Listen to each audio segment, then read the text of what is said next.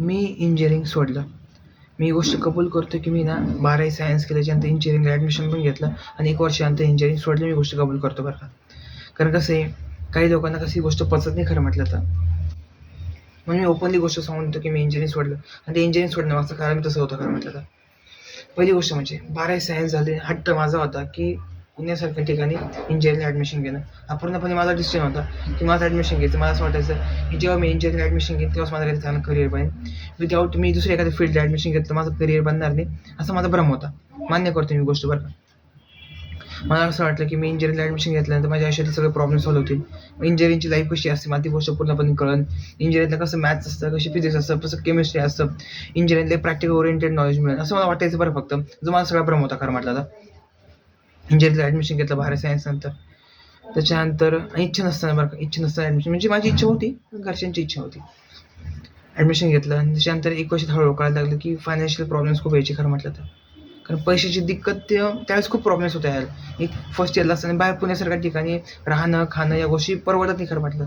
सर्वसामान्य व्यक्तीला परवडत नाही खरं म्हटलं तर. ती गोष्ट मला तेव्हा समजायला पाहिजे खरं म्हटलं. माझ्या आयुष्यातली सगळ्यात मोठी चुकी 1 वर्ष मी वाया घालवलं बरं माझ्या आयुष्यातलं.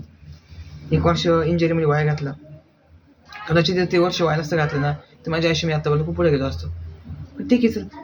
एखादी गोष्ट होऊन गेली ती परत त्या गोष्टीचा विचार करत बसणं हे बी चुकीचं आहे खरं म्हटलं तर.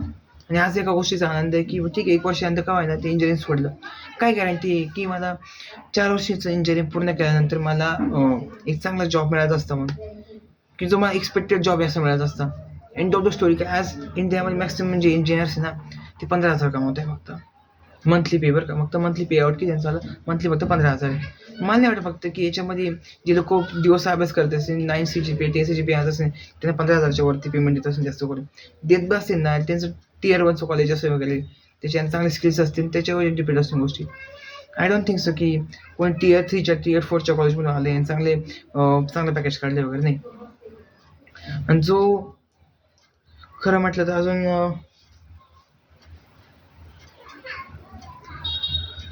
आणि खरं म्हटलं इंजिनिअरिंग सोडायचं हे कारण होतं एक फायनान्शियल प्रॉब्लेम्स की जे माझ्या आयुष्यात त्यावेळेस म्हणजे फर्स्ट इयरला असताना खूप त्रास झाला होता त्या गोष्टीमुळं. खूप त्रास झाला होता की एक वेळेस तो खर्च साजरा होता आणि ते मेसचं जेवण पडत नव्हतं खरं म्हटलं तर. दरवेळेस मेसच्या जेवणामध्ये प्रॉब्लेम राहायचा काहीतरी. जास्त तेल वगैरे या गोष्टी त्याच्याने काय हेल्थ रिलेटेड प्रॉब्लेम सुरू झाले होते. म्हणून तेच कारण होतं इंजिनिअरिंग सोडायचं माझं होतं. असं नाही की माझ्या आयुष्यात मला काही बॅक लागला होता की मी फेल झालो होते म्हणून मी इंजिनिअरिंग सोडलं होतं. हे कारण मुळीच नव्हतं खरं म्हटलं तर. एकच कारण होतं फायनान्शियल प्रॉब्लेम्स होता मला फक्त. आणि त्याच्यामुळेच मी इंजिनिअरिंग सोडलं होतं. बाकी माझा काही उद्देश नव्हता इंजिनिअरिंग सोडायचा खरं म्हटलं तर. आता ही व्हिडिओ तयार करायचं कारण माहिती काय की खूपशा लोकांना याचं उत्तर हवं होतं की मी इंजिनिअरिंग का सोडलं होतं असं. म्हणून त्या प्रश्नाचं उत्तर द्यायचं होतं तुम्हाला. म्हणून मी हा व्हिडिओ तयार करायचा फक्त बस. याच्यातून मला लोकांना फक्त हे सांगायचं आहे की मी इंजिनिअरिंग सोडलं तर सोडलं आता. परत त्या गोष्टीमध्ये तुम्ही रिमाइंड करू नका किंवा आठवण देऊ नका. जी माझं आयुष्य आहे, मी माझ्या आयुष्यामध्ये मला जी पटेल ती करेन फक्त. आणि मला वाटलं तुम्ही एक्सप्रेस करेन माझ्या भावना. मला नाही वाटलं तुम्ही एक्सप्रेस नाही करणार. मी तेवढंच इगोइस्टिक आहे, थोडंसं गर्व पण मला आहे खरं म्हटलं तर. येस मी मान्य करतो बरोबर. आणि राहिला विषय अजून फक्त आता पुढं फक्त कॉन्टेंट क्रिएशन करणं हाच माझा मेन पार्ट असणार आहे. Instagram, YouTube, Facebookवर 3 मेन प्लॅटफॉर्म्स तयार करणं आणि त्याच्यातून प्रगती करणं फक्त बस. बाकी वाटत नाही मला दुसऱ्या माझ्या आयुष्यामध्ये रोल प्ले करणार काय नाही. माझी टीचिंग जॉब फक्त बस. That's it. ठीक आहे. धन्यवाद.